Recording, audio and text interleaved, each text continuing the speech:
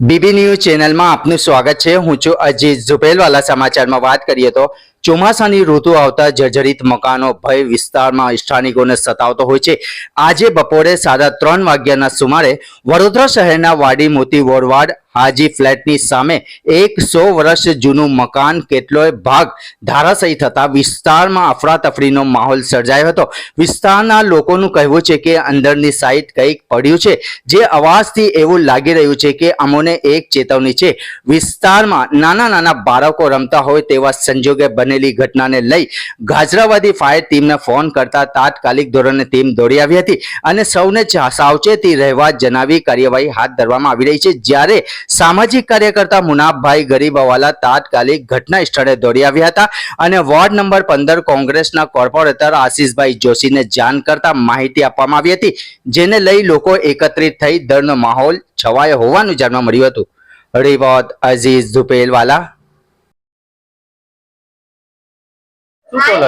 અમને control room થી call મળેલો હતો કે જર્જરિત હાલતમાં કોઈ મકાન છે, તો તાત્કાલિક ઘટના સ્થળ ઉપર આવી અને ચેક કરતા અત્યારે જર્જરિત હાલતમાં મકાન છે, જ્યાં આજુ બંધ મકાન છે, જ્યાં પબ્લિકને અત્યારે રસ્તો આપણે કોર્ડન રસ્તાથી કરેલ છે અને નિર્ભયતા શાખાવાળાને બોલાવેલ છે। ના, જો બંધ મકાન હતું એટલે હજી કોઈ જાનહાનિના કેવું કશું મેસેજ આપણને મળેલ નથી। युवराजदान गढ़वी सब ऑफिसर गाजरावाड़ी फायर स्टेशन। का दिन ट्यूशन मदरसे ने सब में जाते हैं और इतनी जोर से आवाज हुआ है ना कि बच्चे ने हम सब डर के ना हम सब बाहर निकल गए। आगे कोई नहीं रहता, हमारा पीछे घर और ये हमारा रास्ता है, तो हमारे आने जाने का कहाँ से, बच्चे कहाँ से आने का जाने का, और पीछे से हमारा कोई रास्ता नहीं है और ये कुछ गिरेगा तो हमारे बच्चों की जिम्मेदारी, हमारी जिम्मेदारी लेगा कौन?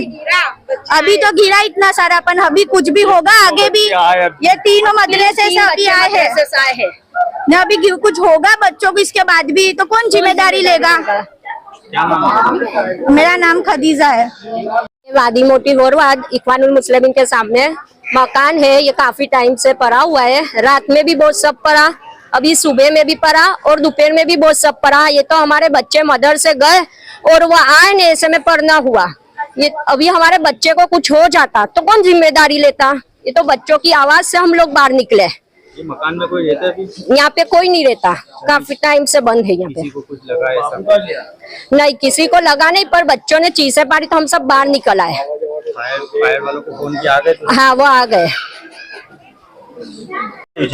આજે 3:30 વાગે હું બી ઘરમાં હતો ને બૂમો ચીસોની આવાજ આવી। આ બાબુભાઈની ફેમિલી એકદમ ના બહેરાઓને બધા રડતા રડતા જોડીને બહાર આવ્યા, તો મને બી ઘરમાં અવાજ આવ્યો તો મેં બી બહાર નીકળ્યો। તો તે વખતે એમને એવું કીધું કે અમારું જે ગલીમાંથી આવવા જવાનો રસ્તો છે એ બાજુ જે આગળ રોડની મિલકત છે જે અમને જર્જરી છે, ત્યાં બહુ જમથી એમને અવાજ આવ્યો।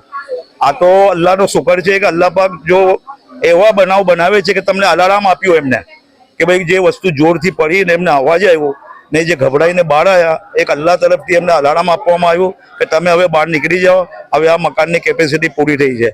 આગળ હમણાં જે ભાગ છે કાલે એટલું બધું નમેલું નહોતું, આજે બહુ નમેલું છે અને જે અવાજ આવ્યો એના પછી વધારે નમી ગયું।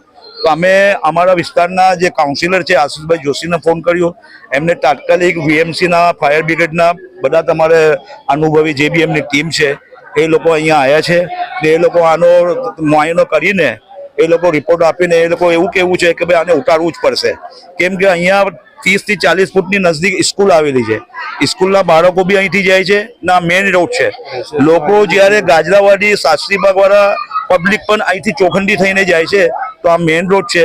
તો તાત્કાલિક ધોરણે આ મકાન જો ઉતારી લે તો અહીંના લોકોની સલામતી થાય અને આ જે રહેનાર લોકો છે એમની બી સલામતી થાય ને અમારા જે નાની જે બાલ મંદિર સ્કૂલ છે એ બાળકોની બી સલામતી થાય। એ હિસાબે અમે એક સોશિયલ એક્ટિવિસ્ટના મારા હિસાબે અને આજુબાજુ જે લોકોનું કહેવું છે કે આ લોકોને તાત્કાલિક આ મકાન ઉતારી લેવું જોઈએ। આ લગભગ 80 થી 90 વર્ષ જૂનું મકાન હશે, વર્ષોથી કોર્પોરેશન એમને નોટિસ બી ચોંટાડી ગઈ છે, તે છતાં બી આ લોકો કોઈ ધ્યાન નહીં આપ્યું। નહીં, હમણાં કોઈ જાનહાનિ નથી। 1923 નો દસ્તાવેજ છે ને, 1923 નો દસ્તાવેજ છે, 100 વર્ષ ઉપર થયા। ઘંટી છે તેમને ક્લિક કરો જેથી અપડેટ ન્યૂઝ તમારા સુધી પહોંચી શકે।